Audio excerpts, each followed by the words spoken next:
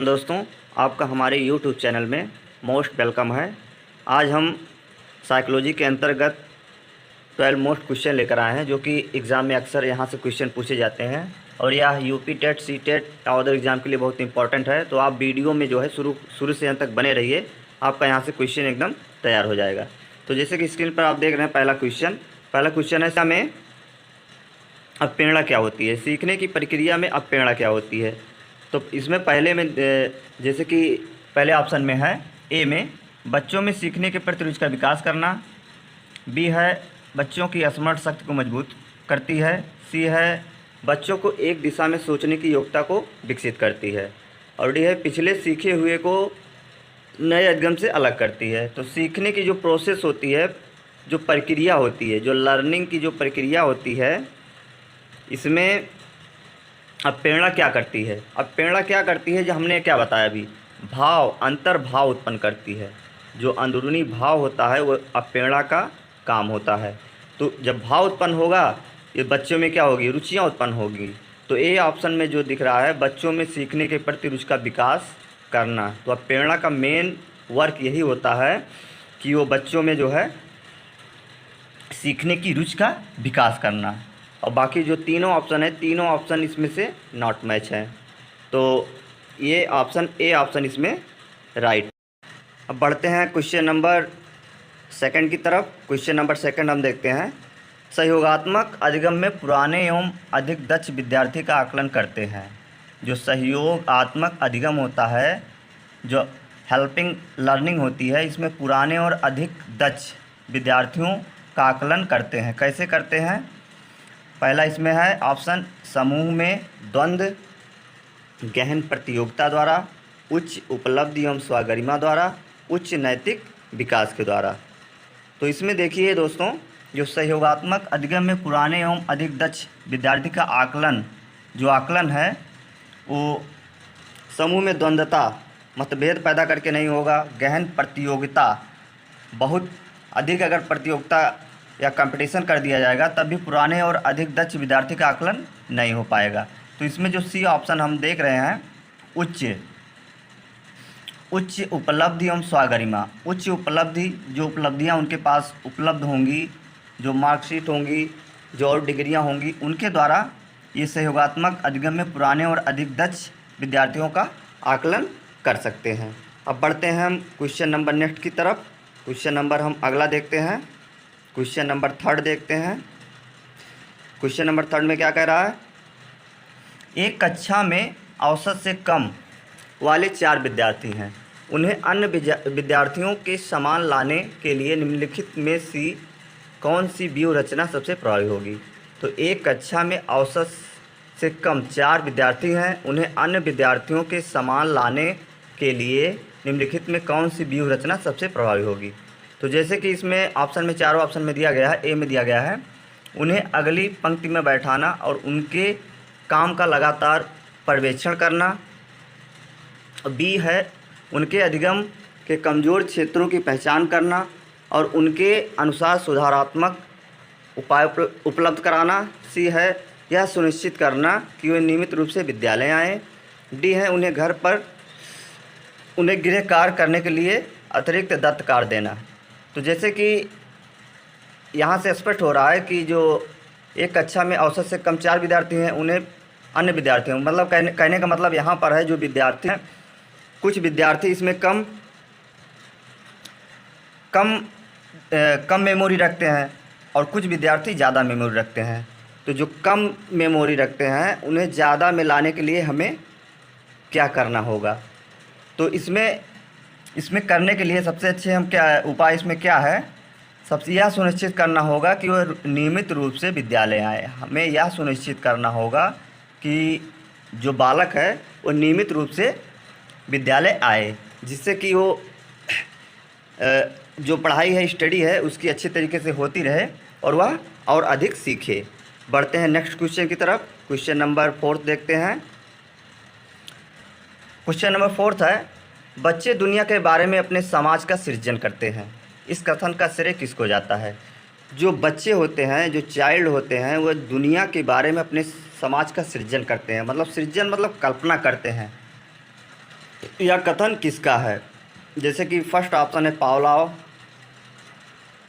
Second option इसमें है पियाजे, सी है कोहलबर्ग, डी है स्किनर। सॉरी, यहाँ पर स्किनर होना चाहिए, यहाँ पे टाइपिंग में थोड़ा मिस्टेक हो गया, स्किनर होना चाहिए। तो जैसे कि क्वेश्चन कह रहा है, क्वेश्चन इसमें कह रहा है कि बच्चे दुनिया के बारे में अपने समाज का सृजन करते हैं, इसका श्रेय जो है किसे जाता है? इसमें इसका श्रेय जो है पियाजे जो हैं, पियाजे मनोवैज्ञानिक थे। इन्होंने बच्चों के बारे में 4 स्टेज बताई थी। कितनी अवस्थाएं बताई थी? 4 अवस्था के बारे में बताया था। तो बच्चे जो है दुनिया के बारे में क्या करते हैं? समाज के बारे में सृजन करते हैं। तो पियाजे जी ने कहा था, तो यही बी ऑप्शन इसमें राइट है। बढ़ते हैं नेक्स्ट क्वेश्चन की तरफ। क्वेश्चन नंबर 5 देखते हैं। सीखने की प्रक्रिया का निम्नलिखित में कौन सा उद्देश्य नहीं है? तो सीखने की प्रक्रिया का निम्नलिखित में कौन सा उद्देश्य नहीं है? जैसे कि पहला इसमें है ज्ञान प्राप्त करना, बी है अच्छी नौकरी प्राप्त करना, और सी ऑप्शन इसमें है जीवन उपयोगी कौशलों का विकास करना, और डी है क्षमताओं तथा कौशलों का विकास करना। तो जैसे कि दोस्तों हम इसमें बताते चलें कि सीखने की प्रक्रिया में निम्नलिखित में कौन सा उद्देश्य नहीं है। तो देखिए, सीखने की प्रक्रिया जो होती है, लर्निंग की जो स्टेज होती है, उसमें हम ज्ञान प्राप्त करना चाहते हैं, उसमें हम जीवन उपयोगी कौशलों का विकास करना चाहते हैं, क्षमताओं कौशलों का विकास करना चाहते हैं। बट इसमें हम अच्छी नौकरी के बारे में चर्चा नहीं करेंगे, क्योंकि सीखने से तात्पर्य है कि हमें ज्ञान के बारे में सीखने को मिले, अच्छी चीज़ों के बारे में सीखने को मिले। नौकरी के बारे में हम यहाँ पर चर्चा नहीं करेंगे। तो ये ऑप्शन इसमें क्या है? नहीं होना चाहिए। तो ये ऑप्शन इसमें सही लगाइए। क्वेश्चन नंबर नेक्स्ट देखते हैं। क्वेश्चन नंबर 6 देखते हैं। व्यक्तिगत भिन्नता की अवधारणा का शिक्षा के क्षेत्र में क्या उपयोग है? क्वेश्चन नंबर 6 है, व्यक्तिगत भिन्नता की अवधारणा का शिक्षा के क्षेत्र में क्या उपयोग है? तो ये ऑप्शन है व्यक्तिगत भिन्नता के आधार पर कक्षा का वर्गीकरण, बालकों की रुचि को महत्व देना, विद्यार्थियों की ओर व्यक्तिगत रूप से ध्यान देना, उपरोक्त सभी।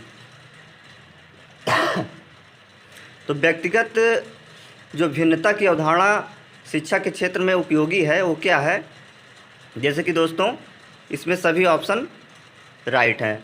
व्यक्तिगत भिन्नता के आधार पर कक्षा का वर्गीकरण करना, बालकों की रुचि को महत्व देना, विद्यार्थियों की ओर व्यक्तिगत रूप से ध्यान देना, उपरोक्त सभी। तो सभी इसमें राइट हो जाएंगे। तो व्यक्तिगत भिन्नता की अवधारणा जो होती है, अलग अलग जो पर्सनालिटी होती है, उसमें डिफरेंटेज होता है, उस अवधारणा शिक्षा के क्षेत्र में, उसमें सभी ऑप्शन इसमें मैच कर रहे हैं। तो सब ऑप्शन इसमें सही हैं। बढ़ते हैं नेक्स्ट क्वेश्चन की तरफ। क्वेश्चन नंबर हम देखते हैं यहाँ पर 7 देखते हैं। निम्नलिखित सीखने के सिद्धांतों में से बुद्धि बालकों के लिए उपयोगी है, यह कथन किसने कहा था?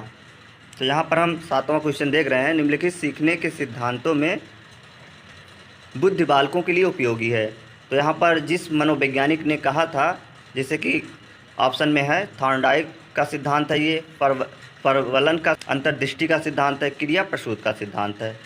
तो ये सीखने का सिद्धांत, जैसे कि हमने बताया कि सीखने के सिद्धांत में सबसे महत्वपूर्ण योगदान जो है थॉर्नडाइक महोदय का है। थॉर्नडाइक ने जो है 3 नियम दिए थे, प्रभाव का नियम, तत्परता का नियम, और इसमें है मुख्य नियम भी दिया था इन्होंने, मुख्य या गौण नियम दिया था। तो 3 नियम इसमें इन्होंने दिया था। तो सीखने के सिद्धांतों में बुद्धि के लिए उपयोगी जो सिद्धांत है, ये हमारा है थॉर्नडाइक का सिद्धांत। तो ए ऑप्शन राइट है, इसको माइंड पे करिए। क्वेश्चन नंबर नेक्स्ट देखते हैं। क्वेश्चन नंबर 8 देखते हैं। सीखने के मुख्य नियमों के अतिरिक्त गौण नियम भी हैं जो मुख्य नियमों को विस्तार देते हैं, यह किसके अंतर्गत आएगा? ऑप्शन नंबर ए है बहु प्रक्रिया का नियम, प्रयत्न, भूल का नियम, प्रभाव का नियम, और लास्ट ऑप्शन है इसमें अभ्यास का नियम। दोस्तों जो सीखने के मुख्य नियमों के अतिरिक्त गौण नियम भी हैं जो मुख्य नियमों को विस्तार देते हैं। तो इसमें जो है ये किसके अंतर्गत आएगा, ये आएगा हमारा बहुप्रतिक्रिया का नियम, क्योंकि बहुप्रतिक्रिया के नियम में इसमें सभी आ जाते हैं। अभ्यास का नियम भी आ जाता है, तत्परता का नियम भी आता है, और जो कुछ है वो भी आ जाता है। तो इसमें ए ऑप्शन राइट है, इसी को करेक्ट करिए। क्वेश्चन नंबर देखते हैं नेक्स्ट, क्वेश्चन नंबर देखते हैं 9। अधिगम का मुख्य चालक है, जो लर्निंग होता है, लर्निंग को मेन रूप से मोटिव करने वाला, उसको चलाने वाला क्या है, मुख्य चालक क्या है। तो क्वेश्चन में ऑप्शन में दिया गया है अध्यापक है, शिक्षण विधि है, अभिप्रेरणा है, पाठ्य पुस्तक है। देखिए दोस्तों, जो अधिगम होती है, जो लर्निंग होती है, इसको मुख्य रूप से जो चालक करती है, जो चलाती है, वो हमारी अंतर्निहित शक्तियाँ होती हैं, जिसे हम किसके नाम से जानते हैं,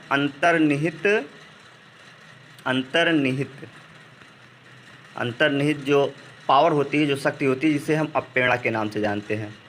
तो ये अधिगम का मुख्य चालक है। तो बढ़ते हैं दोस्तों नेक्स्ट क्वेश्चन की तरफ। क्वेश्चन नंबर 10 देखते हैं। शिक्षा मनोविज्ञान की अंतर्निरीक्षण विधि के विषय में निम्नलिखित में से कौन सा कथन अनुचित होगा। शिक्षा मनोविज्ञान की अंतर्निरीक्षण विधि के विषय में निम्नलिखित में से कौन सा कथन अनुचित होगा। जिसे ऑप्शन में दिया गया है, ऑप्शन में ए दिया गया है, यह विधि क्या है, सरल या कम खर्चीली है। इस विधि के लिए मात्र एक प्रयोगशाला की आवश्यकता है। इस विधि का प्रयोग किसी स्थान पर किया जा सकता है। और डी ऑप्शन है, अंतर्निरीक्षण द्वारा अध्यापक अपने प्रशिक्षण कार्य को अधिक उपयोगी बना सकता है।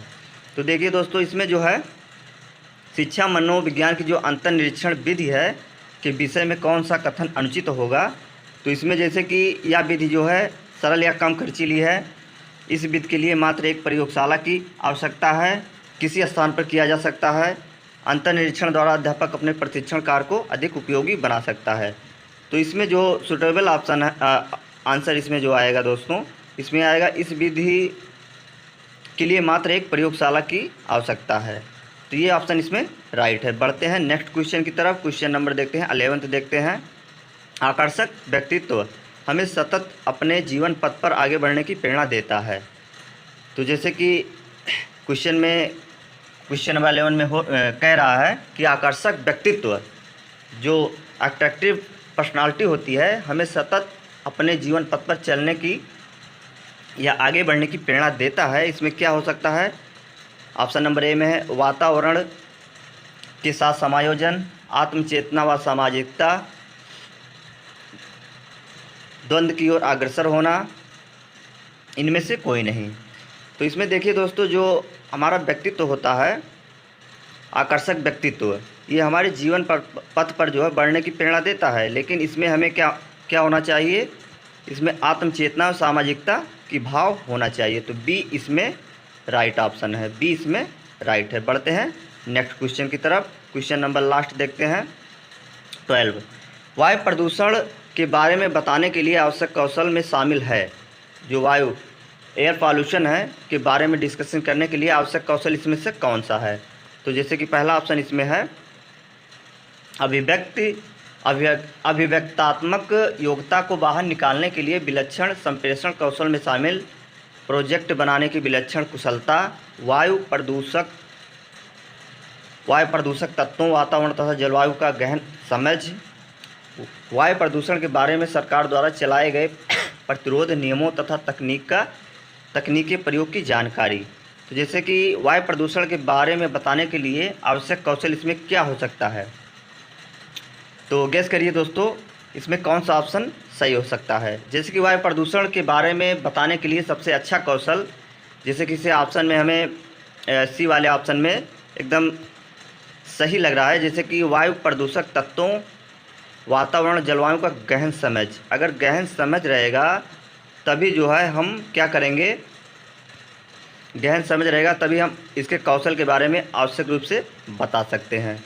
तो ये इसमें सी ऑप्शन एकदम राइट है, इस पर करेक्ट करिए। तो धन्यवाद दोस्तों। अगर ये वीडियो आपको ये टॉपिक अच्छा लगा हो तो इसे प्लीज़ हमारे चैनल को सब्सक्राइब कर लीजिए, बगल में बेल आइकन है उसे भी प्रेस कर दीजिए, जिससे कि अगर नेक्स्ट वीडियो लेकर आते हैं तो आपको सबसे पहले नोटिफिकेशन मिल जाए। धन्यवाद दोस्तों, मिलते हैं नेक्स्ट वीडियो में।